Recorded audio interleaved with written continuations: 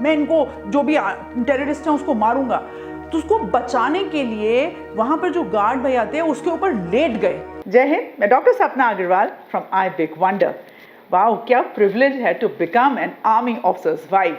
सभी लोग यही सोचते हैं कि बहुत सारी पार्टीज होती हैं, hashtag travelling, hashtag style, of course ये सारी चीज़ें होती हैं। We have a very beautiful life undoubtedly.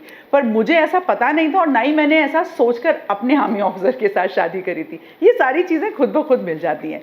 एक आर्मी ऑफिसर की वाइफ की लाइफ जितनी खूबसूरत होती है ना, उतने ही बहुत सारे चैलेंजेस भी लाइफ के अंदर होते हैं। और बहुत सारे लोग जानना चाहते हैं कि हमारी पार्टीज़ के अंदर क्या होता है। मैं डेफिनेटली आपको बताऊंगी कि हमारी पार्टीज़ के अंदर क्या होता है। और मेरे ख्याल से अब तक आपने मेरे वीडियो को लाइक भी कर लिया होगा, चैनल को सब्सक्राइब कर लिया होगा, और बाद में आप देखने के बाद, पूरा देखने के बाद इसको शेयर भी करेंगे सभी के साथ। अच्छा देखिए, एक बार क्या हुआ, हम लोग एक जगह पोस्टेड थे और मेरी एक फ्रेंड मेजर सिंह की वाइफ दीपिका, उसके हस्बैंड गुरखा रेजिमेंट में पोस्टेड थे। तो शाम को डाइनिंग इन की पार्टी थी और एक सर्कुलर आ जाता है करीब दिन में सभी के पास कि सभी लोग अपनी प्रॉपर सेरेमोनियल ड्रेस में जाएंगे। तो सेरेमोनियल ड्रेस वाइफ्स को ही तैयार करनी होती है क्योंकि ऑफिसर्स तो अपने ऑफिस में हो रहे होते हैं। तो दीपिका पूरे अपने घर में गुरखा हैट ढूंढ रही है कि गुरखा सेरेमोनियल ड्रेस के साथ गुरखा हैट पहननी थी। सारी जगह ढूंढी, परेशान हो गई कि गुरखा हैट नहीं मिल रहा है, गुरखा हैट नहीं मिल रहा है, कहाँ चला गया, बड़ी दिक्कत हो जाएगी शाम को, और उसके बिना तो जा ही नहीं सकते। तो मेजर सिंह शाम को गेम खेलने के बाद घर में पहुंचे करीब 4-5 बजे। बोले क्या हो गया भाई, क्या ढूंढ रहे हो सारे के अंदर? बोले आपका ना गुरखा हैट नहीं मिल रहा है, प्लीज़ हेल्प कर दो, पता नहीं क्या। बोले मेरी रुको मेरी तरफ देख तो लो जरा एक बार, जिसके लिए गुरखा हैट ढूंढ रहे हो। तो उसने कहा हाँ बताओ क्या क्या देखना है। बोले आई एम अ सिख ऑफिसर और मैं पगड़ी पहनता हूँ, राइट। तो गुरखा रेजिमेंट में बाकी सारे लोग गुरखा हैट पहनते हैं, लेकिन जो सिख ऑफिसर्स होते हैं वो पगड़ी पहनते हैं। और जब ये बात पार्टी में डिस्कस हुई और पार्टी में बताई गई तो we could not stop laughing, we bursted out laughing. तो हमारी फैमिली में, आर्मी की फैमिली में ऐसी बहुत सारी चीज़ें होती रहती हैं जो हम आपस में डिस्कस करते हैं और बहुत मज़ा आता है इन सारी चीज़ों को सुनकर।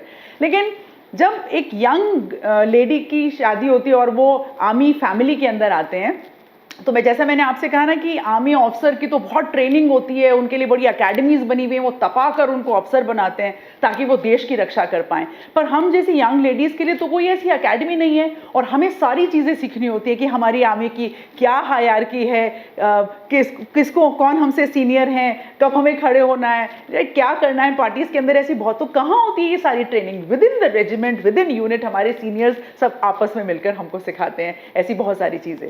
लेकिन जितनी ये हैप्पी और खुश लाइफ है ना, लोग कई बार सोचते हैं कि जो आर्मी ऑफिसर्स हैं ना उनको बहुत कई बार अपने सोल्जर्स को अपनी फैमिली से बहुत दूर रहना पड़ता है। हमेशा ऐसा नहीं होता है। और जब आप अपनी, हाँ हो सकता है कई बार आपके काम की वजह से आप अपनी क्लोज फैमिली जो बिल्कुल आपकी वाइफ या बच्चे हैं उनको छोड़कर आप अपनी आर्मी फैमिली के लिए कहीं और जाकर काम कर रहे होते हैं। खैर ये तो एक बात हुई।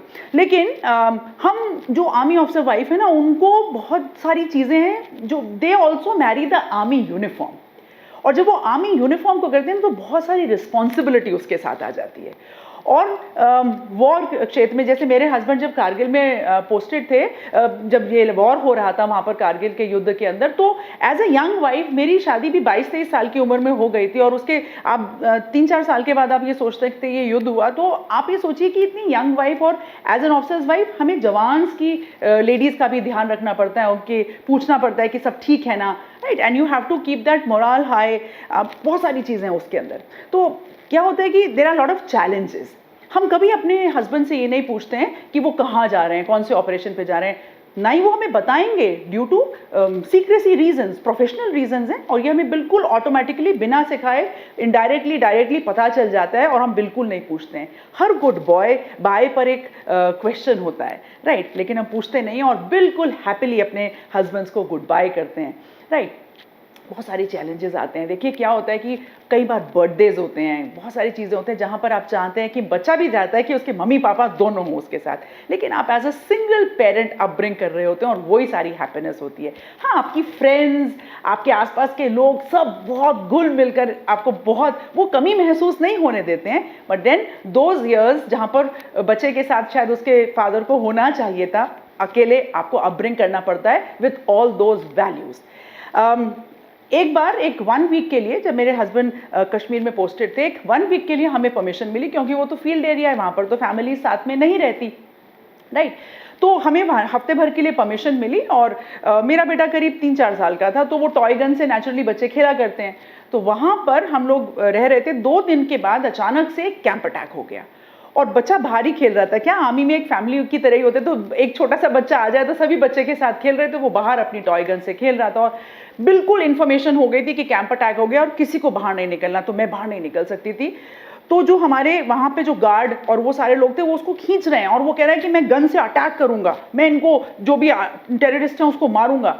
तो उसको बचाने के लिए वहाँ पर जो गार्ड भैया थे उसके ऊपर लेट गए। He risked his own life to save the life of my elder son at that point of time. हाँ, बाद में सब ठीक हुआ, वो भी बिल्कुल ठीक थे, but you can understand कि उन्होंने एक पल नहीं सोचा और बच्चे के लिए बिल्कुल उसके ऊपर लेट गए और पूरे टाइम तक लेटे रहे जब तक कि कैंप अटैक खत्म नहीं हो गया।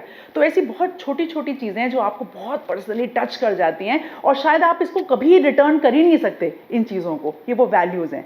हमारे जो फौजी बच्चे हैं ना, उनके लिए वेपन्स देखना, अपने फादर को एक्शन में देखना, प्रैक्टिस के वक्त देखना, यूनिफॉर्म में देखना एक बहुत ही नेचुरल प्रोसेस है और बच्चे ये सारी चीज़ें देखते हुए बड़े होते हैं। तो हम एक बार पीस एरिया में पोस्टेड थे और वहाँ पर स्कूल में बच्चों का फैंसी ड्रेस कंपटीशन आया। तो मैंने अपने बड़े बेटे से ऐसे पूछा, क्योंकि वो ही बड़ा था, छोटे वाला आ गया था लेकिन वो बहुत छोटा था। उसने कहा, हमने कहा क्या बनना चाहोगे? तो बोले मुझे पापा की तरह NSG कमांडो बनना है। अच्छा, तो उसके लिए वैसे ही ब्लैक डांगरी सिलवाई गई और वो NSG कमांडो, और उन्होंने पूरा उसको line script, I am a brave NSG commando to save my nation, ऐसा करके पूरा उसको रटा दिया गया। पर बच्चे के मन में शायद कोई और भाव चल रहा था और कोई और चीज़ें मन में थी जो उसने देखी सुनी थी। स्टेज पे उसका नाम अनाउंस हुआ, स्टेज पे वो गया और वो पूरी अपनी गन लेकर उसने एक्शन किया और उसने बोला, दूध मांगोगे तो खीर देंगे, कश्मीर मांगोगे तो चीर देंगे। बहुत तालियां बजी और बहुत उसको ऑब्वियसली प्राइज भी मिला। पर मैं घर में आकर हम लोग ये डिस्कस कर रहे थे कि देखिए, ऐसी कोई प्रॉब्लम जहां पर देश की रक्षा होनी है, बच्चों के अंदर नेचुरली भर जाता है। हमारे हिंदुस्तानियों में ना सभी में देश प्रेम कूट कूट कर भरा हुआ है। कई बार थोड़े समय के लिए बच्चे शायद यहाँ पर उनको ऐसा लगता है कि वो काम नहीं कर पाएंगे। मैं यूथ से सभी से बात कहना चाहूँगी, और वो काम ढूंढने के लिए देश से बाहर विदेश में जाते हैं। अगर आप जा रहे हैं तो ये तय करें कि कुछ समय बाद आप वापस सारी चीज़ों को सीख कर आएंगे and you are going to contribute to build your nation. Bharat में बहुत सारी अपॉर्चुनिटीज़ हैं, right? We can do wonderful things. और nation building, to love your nation, ये सारी चीज़ें नेचुरली आती चली जानी चाहिए। खैर, ऐसी बहुत सारी चीज़ें हैं जो मैं आपके साथ डिस्कस और शेयर कर सकती हूँ। हाँ, मुझे याद है कि जब मेरे हस्बैंड फील्ड एरिया में होते थे या कश्मीर में अलग अलग जगह पर पोस्टेड होते थे, तो मेरे दोनों बेटों में करीब 5.5 साल का अंतर है। और वो बड़ा बेटा छोटे भाई के लिए एकदम फादरली फिगर की तरह प्ले करता था कि ना, don't worry, I am there. और छोटा वाला भी वेट कर रहा होता था कि भैया स्कूल से आएगा और उसके बाद हम ये सारी चीज़ें करेंगे। तो ये रिस्पॉन्सिबिलिटी आना एक नेचुरल प्रोसेस हो जाता है बच्चों के अंदर। और बहुत सारी चीज़ें हमको नेचुरली सीखनी पड़ती हैं, सारी फैसिलिटीज़ होने के बावजूद भी। तो जिसको बोलते हैं ना ग्रूमिंग, जैसे ड्राइविंग हमें आ जाना, एक लाइफस्टाइल को तरीके से जीना, एक बेहतरीन ढंग से जो भी हमारे पास है उसके अंदर सबसे बेहतरीन ढंग से अपने आप को प्रेजेंट करना। कोई हमारे घर आए तो एक बहुत अच्छे ढंग से लेआउट करना चीज़ों को, मेहमान नवाजी करना, क्योंकि हमारी विद इन फैमिली लोग आ रहे हैं ना, किसी को भी हम मेहमान नहीं मानते। तो देखिए, आर्मी वाइफ की लाइफ बहुत खुशहाल भी होती है, बहुत चैलेंजेस से भी गुजर रही होती है, बहुत परेशानियां भी होती हैं, लेकिन यस, मैं हमेशा बोलूँगी कि ना, it is really a privilege to become an officer's wife. आप पूरी ज़िंदगी अपने ऑफिसर के, अपने हस्बैंड के नाम से आपको एक रिकग्निशन साथ साथ मिल रहा होता है, आप चाहे कुछ भी क्यों ना हो। खैर, आप मेरे वीडियो को लाइक करें, चैनल को सब्सक्राइब करें और सभी के साथ इसको शेयर करें। और मुझे अपने कमेंट बॉक्स में मुझे ये डालकर ज़रूर बताइए कि आप आर्मी वाइफ की लाइफ के बारे में और क्या क्या जानना चाहेंगे। मैं हमेशा कहती हूँ, everybody has a right to say I big wonder. Let's spread some happiness. आज के लिए जय हिंद।